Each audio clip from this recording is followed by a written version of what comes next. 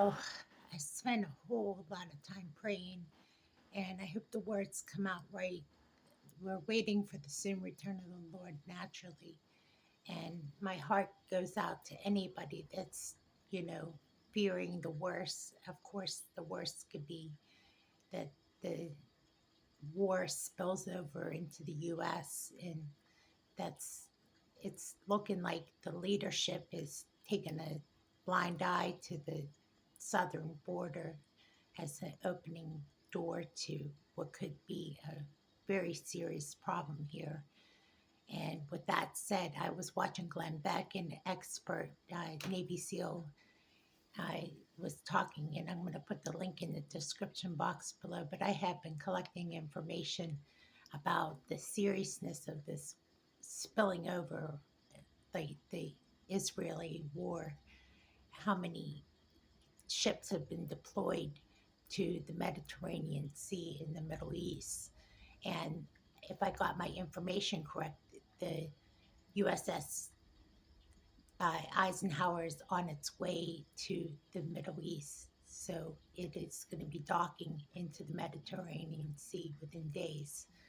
And he was talking about how low level uh, captains that were in the Iraq war are now senior uh, captain or uh, senior leadership now. So they have experience. But the thing is that with all the artillery that is demanded from the Ukrainian war, we are low on supplies, and that's one of the things is that there's a three-front war going on in Israel as we speak, and our role is limited, if not positioned strategically in this geographical position that we're going to be playing in.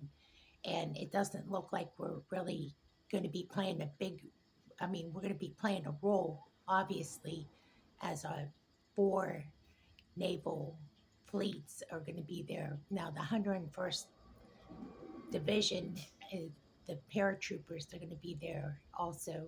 They're coming in from Romania, and they're going to be a support to the Israeli war, but mostly Israel is going to be pretty much doing most of the legwork of rooting out Hamas.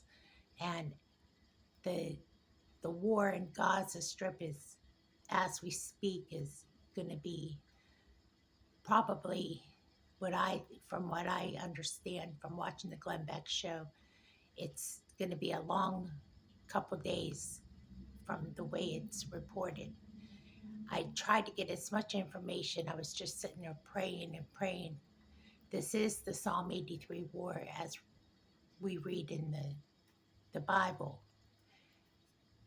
I exhausted as much information as I could. Now, Turkey Erdogan has, of course, made comments about Israel. I didn't mention, of course, Israel as the victim of the attacks. They praised Hamas.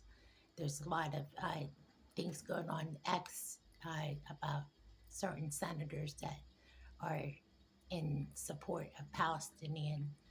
Uh, so there's a lot of chant and chatter right there on X.